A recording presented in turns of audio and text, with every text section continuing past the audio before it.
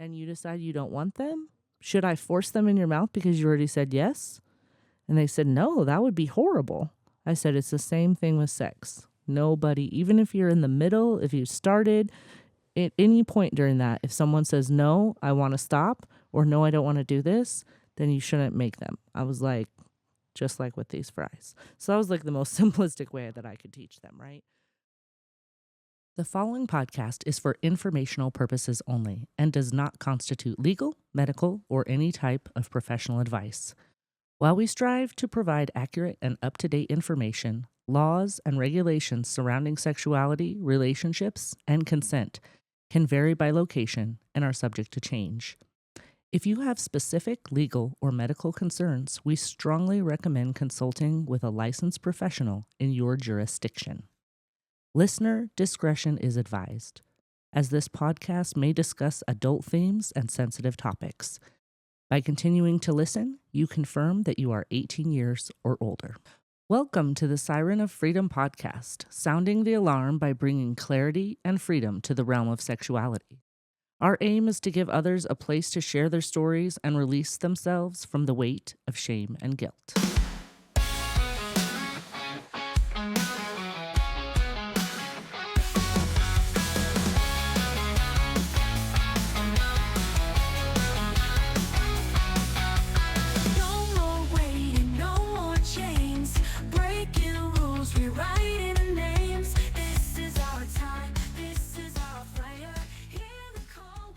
Hello, everyone, and welcome to another episode of the Siren of Freedom.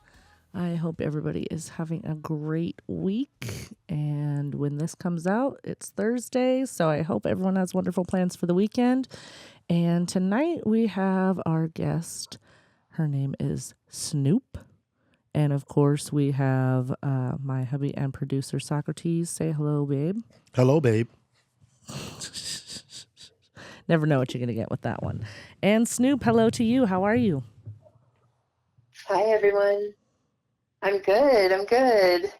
Well, thanks for signing up for this last minute. We're excited to hear your story. And the best part is that I don't really know that much about you.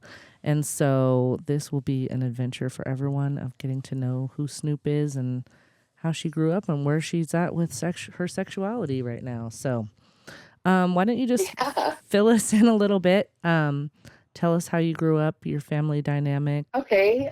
Think you and I have something in common. I grew up Mormon, and I might be wrong about you and I don't even know if you guys bring up your sexual past or anything like that, or anything, but I grew up Mormon, and it was quite a history.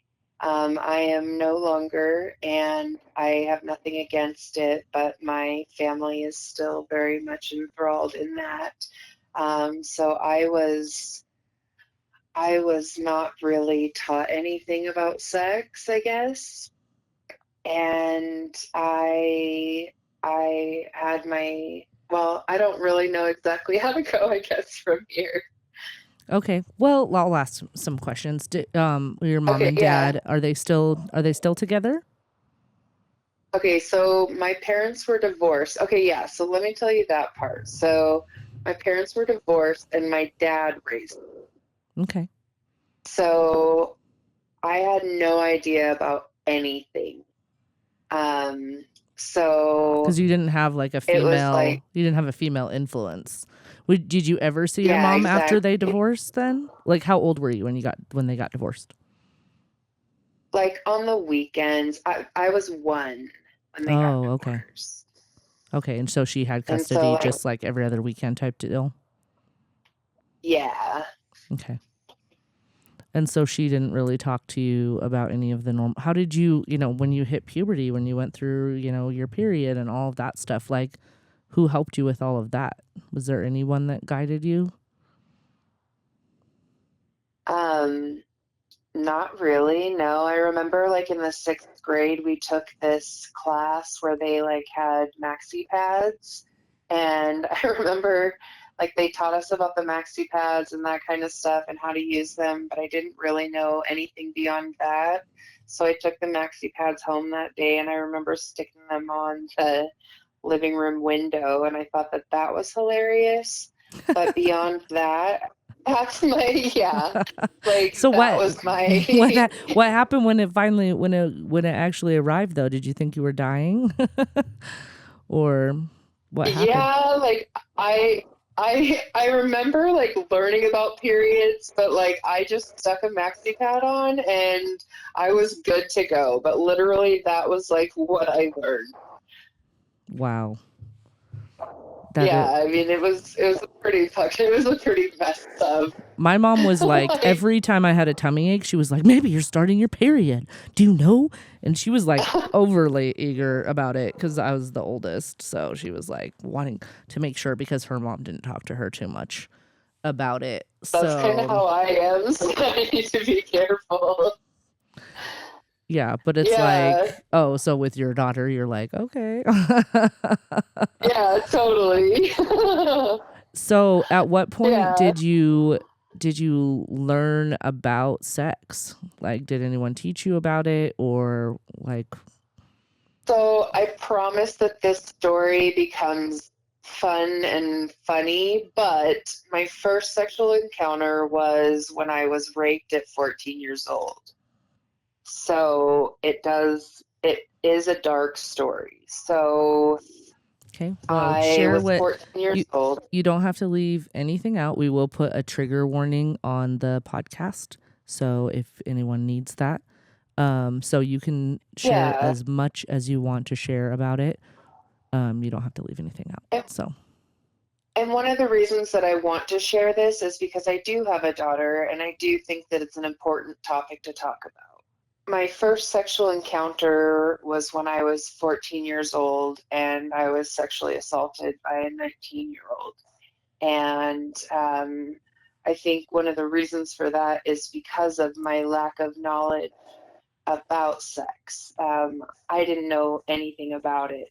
I didn't know that people did that. I didn't know anything. I did know that my boyfriend from 12 to 14 wanted to have sex with me, but I didn't really know what you did. I didn't know anything about it.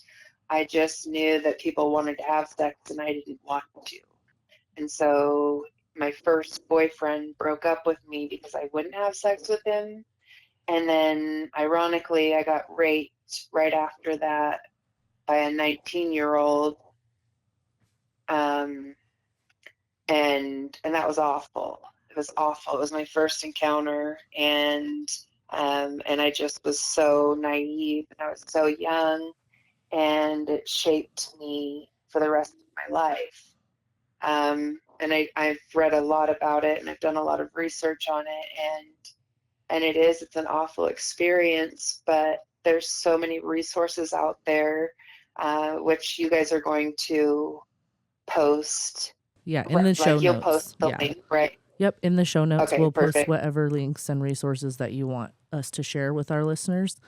Yeah, Because there's so many resources out there for the National Sexual Violence Resource Center. I and there's just so many things out there for people. But anyways, but it's just something that I am advocating for my daughter, and I'm telling her about because I didn't know to not put myself in that situation, because I very easily could have not put myself in that situation, and I did put myself in that situation. It's not my fault, obviously, right, but I put myself in that situation. because no means no Because I, all along the way. right, I remember teaching my boys when they were quite a bit younger about consent. And, right, they were like, well, they brought up the word. They said, what's that mean? And I said, well, in different areas, it means different, it means to give permission to move forward. And so we were talking about sex in particular, but I said, let's use these French fries because we were eating lunch as an example. I said, I can say to you, do you want these fries? And you're like, no, I don't want those fries. And you should just say, okay. But what if I say, well, I'm going to dip them in ketchup. Do you want these fries now? No, I still don't want those fries. Well, what about if I dip them in ranch? Oh, okay, well, I might like those fries. I said, then if you take these fries and you get them all the way up to your mouth and you decide you don't want them, should I force them in your mouth because you already said yes? And they said, no, that would be horrible. I said, it's the same thing with sex. Nobody, even if you're in the middle, if you started at any point during that, if someone says, no, I want to stop, or no, I don't want to do this, then you shouldn't make them. I was like, just like with these fries. So that was like the most simplistic way that I could teach them, right? But I love that. that's so important. Would you care to share more about like what the situation is that you're talking about? Well, I mean, the detail of it was I was, let's see how, I was 14 years old. It was New Year's Eve, and we had gone to a party, and I had never been to a party before, and I was hanging out with older people, which I just thought was so cool. And police came to the party, so we like left with these older people, and my friend had taken us there, and she was like, let's go to these guys' house. And I was like, okay, yeah, cool, like we're so cool. And I'm 14 and she's 17, and these guys are 19, and we went back to their house, and she went into the room with this other guy, and I was left out with this guy that I didn't know, and he proceeded to have his way with me. And I told him no multiple times, but like it was really awful. I mean, I remember I stayed the night. He was gone the next morning, and the place was a murder scene. Like there was blood everywhere.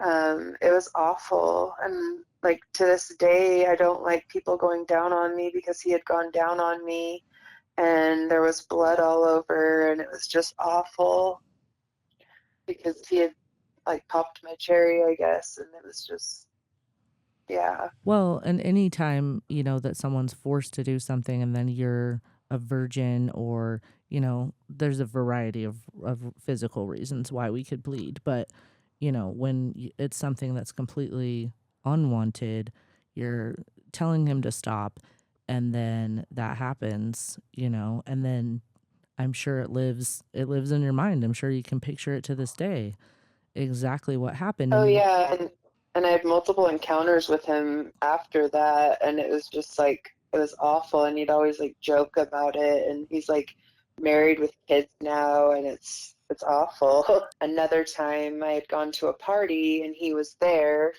and he was like, "How old are you now?" And I think I was 16, and he was like, "Oh my God, I'm however old." And he's like, "I was a child molester," and he was like laughing about it. I'm so sorry. So, but I just it's want to stop okay. and applaud. Well, it's not okay. You know what I mean? Like I just want to stop and like applaud you because there is so many more stories like this out there, and by you just having the courage to share with listeners like what you went through, But I mean, that's that's just that's a powerful. small part of my story. It Right. is a small part that So gets me like, that's where, yeah. your whole idea of it. So how long, after that did you tell your friend what happened that night or did you tell how long before you told someone what happened? Yeah, I guess this is probably like an entire episode, huh? Well, that's okay. um, That's okay. We can have so, many parts. You're not limited on how many times you can come on the show. So we're so, not that cool yet. oh, I told my friend the next morning, and uh, and she said, so I told my friend the next morning, and she just kind of like blew it off like it was no big deal. And and I just remember like I went home and my mom was so mad at me and my stepdad was so mad at me. They were so mad at me. And I went into my room and I slept for 19 hours straight, like straight. Hmm. And They were mad at you and I just, about being gone. yeah, because I was supposedly sleeping the night at my friend's house. Hmm. And but I slept for 19 hours straight, and they were just like they didn't know what had happened, and I don't think they know to this day. I think my mom knows, but my stepdad never knew. I've never had anything sexual happen to me that I did not want to happen to me. And in a way, Well, there see about I that. feel grateful, but I also feel like when I talk to women that have these experiences, it's like, you know, I just want to keep educating myself because I want to empathize that, but I truly will never, like, I don't know what it's like to go through that. Clearly, you're an empath. Like you can feel it, or maybe not. Maybe I don't know. I don't know if my Because husband would like call me it's an like empath. no. I but you know, but I want She's an empath with everybody but me. there we That's funny. go. But I Oh, think like when I was sharing my experience, I could feel you feeling it with me. yeah. So like I don't know. I Well, think you can feel that. I've had lots of friends, men and women, that have, you know, told me things that they've gone through. And I'm kind of like this, it taps into my social justice warrior wing, and I just want to Right. go, you know, I don't even want to say it on here, but like I just get angry, you know, at stuff like that. And then I'm Yeah. like, harsher punishments for people like this. Why are we even keeping them alive? You know, like just I get Right. really, you know, I'm like, man, if I was a bajillionaire, I would spend a ton of money like saving people that are sex trafficked and, you know, stuff like that. So, you know, we just all have as much of an impact as we can to help who we can help, who we can reach, and who we can touch. And, you know, some people have it on a big platform and some people have it on a small platform. And this podcast is like my best way to, you know, speak to the world on different topics and things that people, they don't want to talk Yeah. about it. They don't want to talk about the good, the bad, or the, you know, the terrible of sexuality and sex and things Right. like that. And I just want it to be more commonplace that we just talk about these experiences so that people can get the resources that they need, you know, to Yeah. live in that space to the fullest, because it's supposed to be something that is enjoyable and fun for both genders and you know, the whole thing. But you know, the way we grew up, you know, not knowing about it, you know, I wasn't raised Mormon, but very conservative Christian. Oh, you And weren't. no, Okay. I wasn't Mormon. Um, just, you know, there's not a lot of education. There's a lot of the purity culture, the shame, the guilt, you know, all of that. And then it's Yeah. like something like that happens to you. And a lot of times in church, they would make that like, well, see, you went to that party and I'm sure your outfit wasn't modest and this, that, and whatever. It Mhm. doesn't matter that you said no, you know? So I want to raise up people that are like, just no means no. It's like, I don't care, Yeah. you know, what's going on. I don't care what the sauce on that French fry is. If I don't want it, I don't want it, you know? So after Yeah. that time passed, and like at what point did you realize that you needed to get some more help and some counseling? Did, you know, you said it shaped you to who you are So today. so So, to be honest, like it really I never really sought counseling after that. Like I just I married my first love and that didn't work out, and then I dated around and I dated around and I dated around, and I'm married to my husband now and I love him and we've been together for 14 years, but we separated for 4 years and I dated a man that was sexually enlightened and taught me like and helped me and my husband, to be perfectly honest. And like it's a weird thing to talk about, but it's something that I'm going to talk about because it's what happened. I lo- um I love that. Let's talk about it. yeah, let's talk Yeah, about tell it. me about that journey.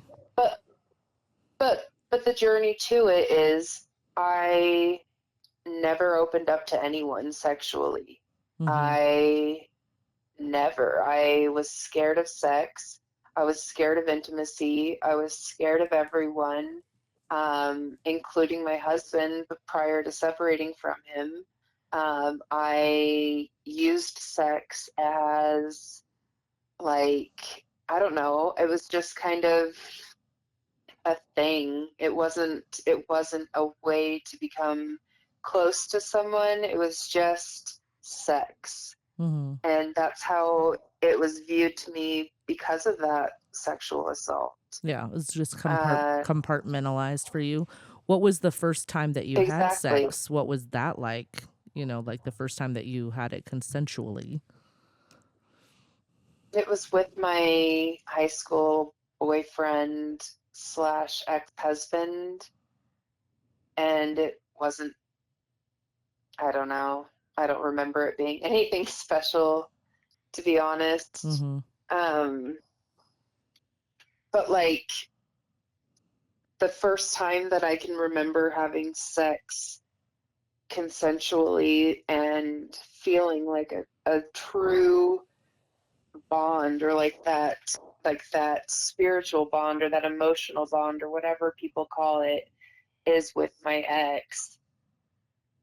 And I think it's because I started counseling as an adult, and I started kind of experiencing that, I don't know, that trauma bond, or that, not that trauma bond, that's maybe what it is, but I kind of started like breaking down kind of some of these things that I went through, and that counseling kind of helped me to learn to communicate. And so I started doing that right when my husband and I separated. Okay. And so then my first, I guess, my first relationship outside of that is where I started experiencing sex from We're going to call a point of him view. your separation boyfriend. Is that okay? As a Yeah, that's reference fine. point. My If we have separation too many exes, we'll get kind of lost in the story. So we have your first yeah, love. We're going to have your first. first love, your husband, and your separation boyfriend. Is that cool? Yes, Okay. perfect. Go ahead. So tell us about that. I'm very excited to hear. And there's so many in between. But I was like a serial monogamist. So I forgot where I was. We're talking about the separation boyfriend and how you had started counseling with your husband. And then, Yeah, then you so guys got, well, not with your husband, when you were with him. Then you got separated. And then you were in the counseling. And then how yeah. did you meet separation boyfriend? Oh, it was an online thing. It was just like online, and we met in public and started dating, and it was really nice, and it was fun, and it was just kind of like a sex thing at first and turned into a relationship. It was great, but the thing about it was it was kind of like my sexual enlightenment era, where I got to learn to feel safe with someone, and learn how to do things that I had never learned to do before. Right. Sexual things? Sexual things.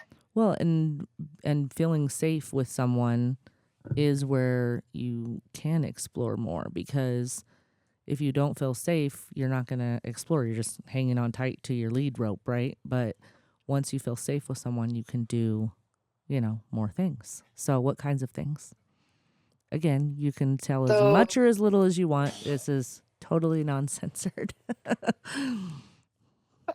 oh, it's non-censored. Yeah, Okay. you can say whatever you want. You can Um, say fuck, shit, damn, bitch, cunt, whatever, pussy. oh, I was trying to, I Oh, was no, trying to be no. like super. No. It's rated explicit on there for a reason. Let your freak flag fly. Fly. How many listeners do you have? I I'm have no just kidding. idea. Um, a lot. You have millions, I think. I've heard. I don't think it's millions yet. One day somebody will be listening to this and they'll be like, I'm follower 1 million someday. Yes. Well, okay, so I think, I don't know the science behind this, but I've heard that when people have been or sexually assaulted or molested as children, they tend to have, I don't know, a higher sex drive, or I don't know, kinks. that kind of thing. Have you heard that before? Yeah, a few times. Also, there was there was show about this lady that was a nympho, and it was because she had been sexually assaulted.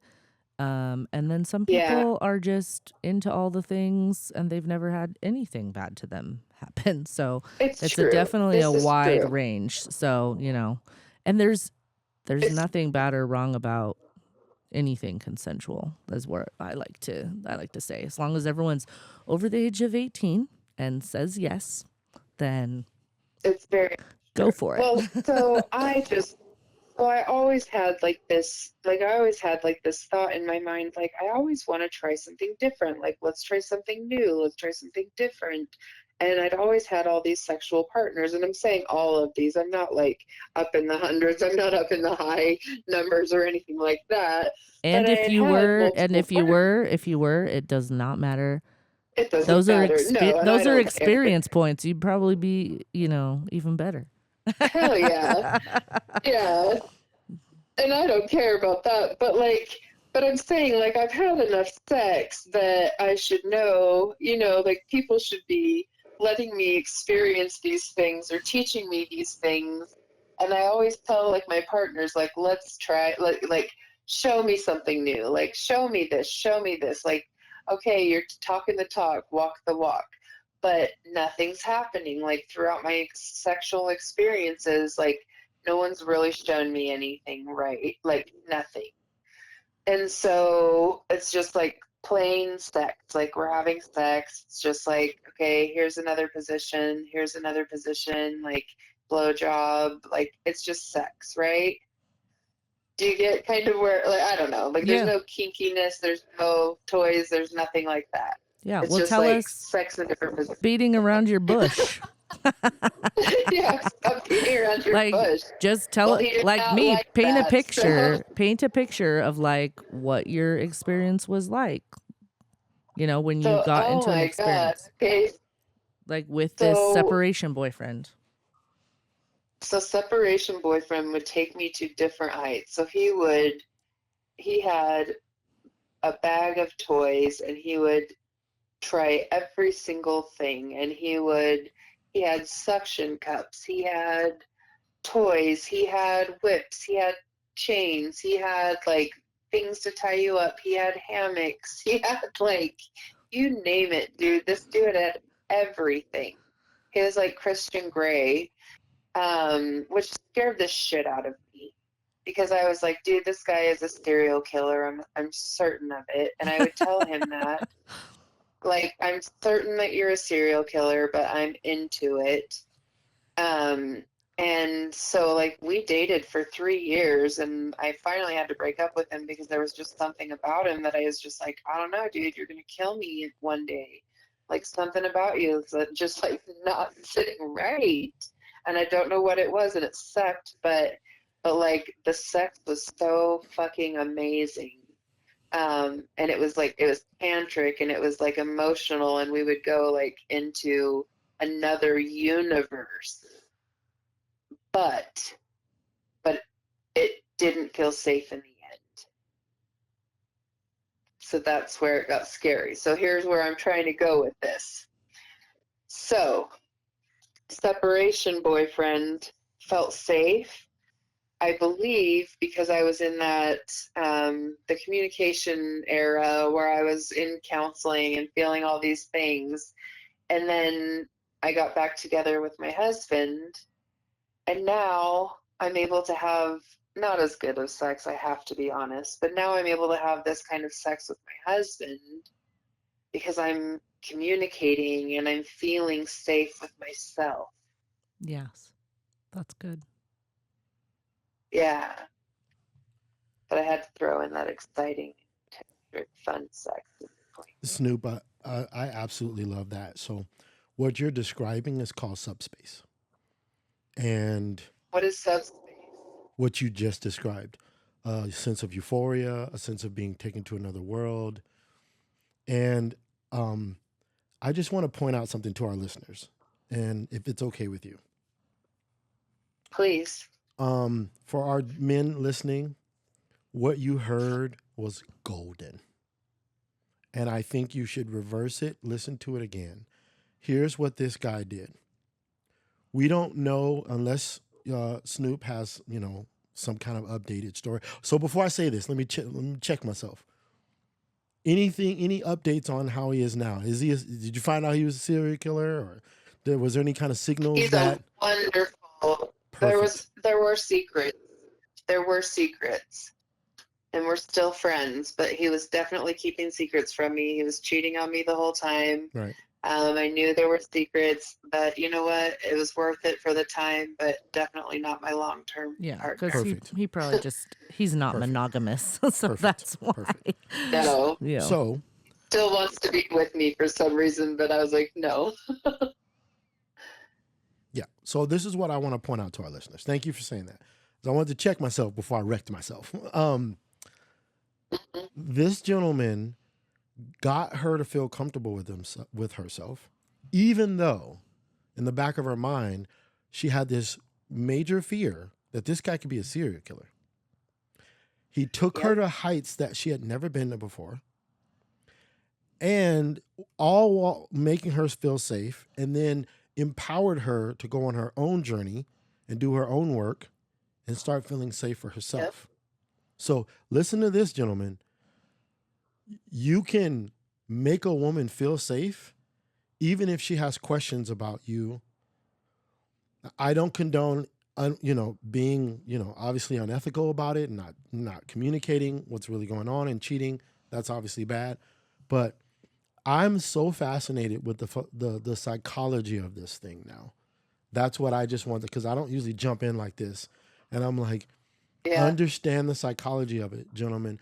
There are books you can read, and we always put them in the show notes. There are courses you can take. There are people out here teaching how to help a woman go through this journey. And when they go through this journey, you're taking them to another place. And when you take them safely there and back, you have an impact on them that lasts forever. Yep. I didn't even know that existed. I didn't know that it existed until I'm not sure how many years ago.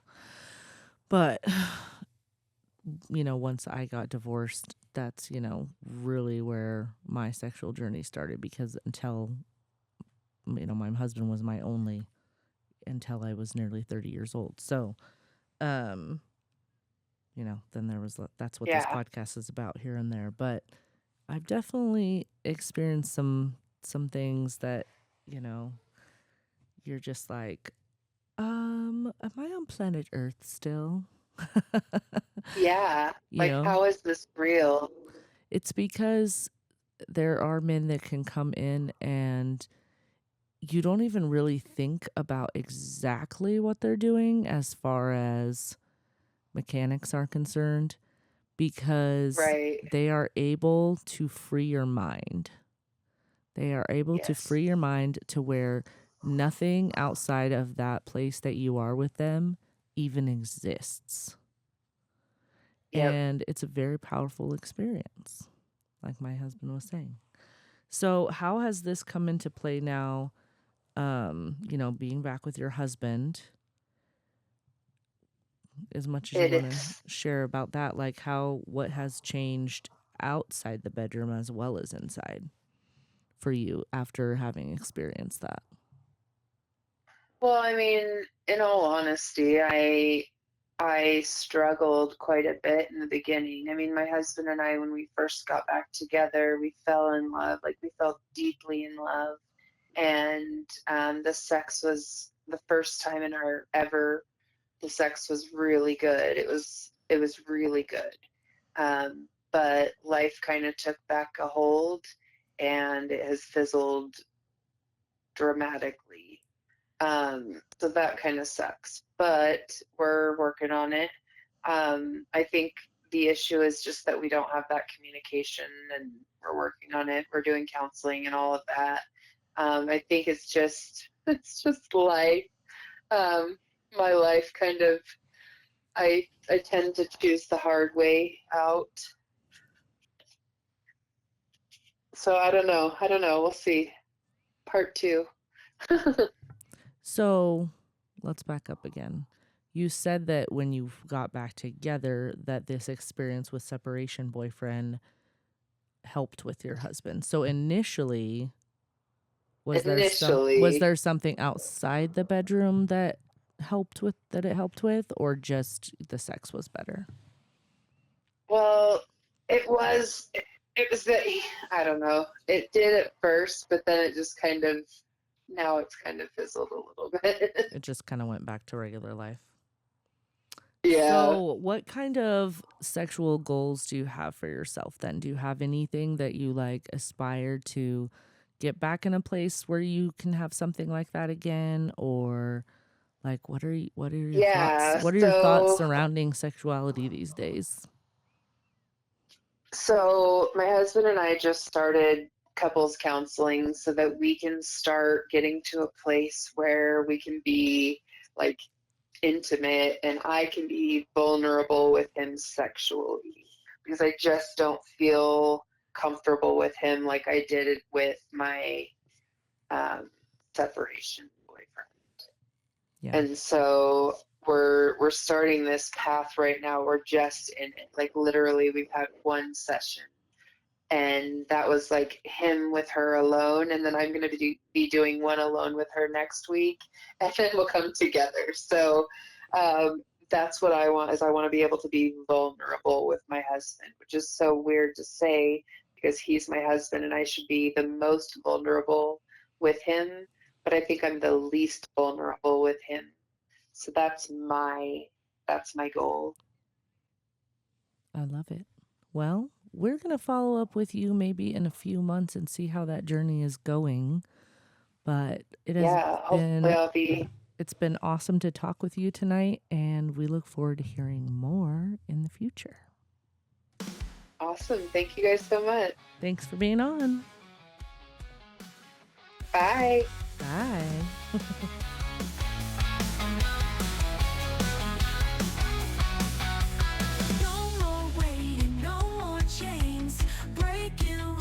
Reigniting names. This is our time. This is our fire.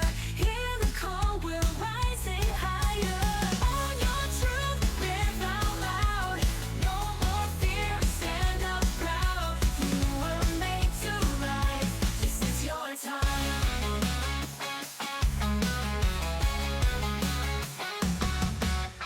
Waves may crash, but we still stand. Hearts unchained. No demands. Follow the voice, hear the sound.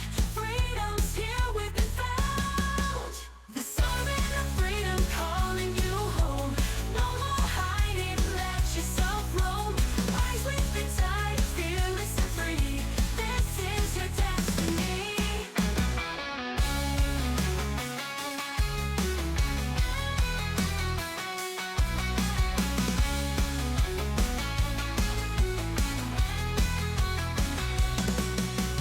Waves may crash, but we still stand. Hearts unchained, no demands. Follow the voice, hear the sound. Freedom's here, we've been found. The siren of freedom calling you home. No more hiding, let yourself roam. Rise with the tide, fearless and free. This is your destiny.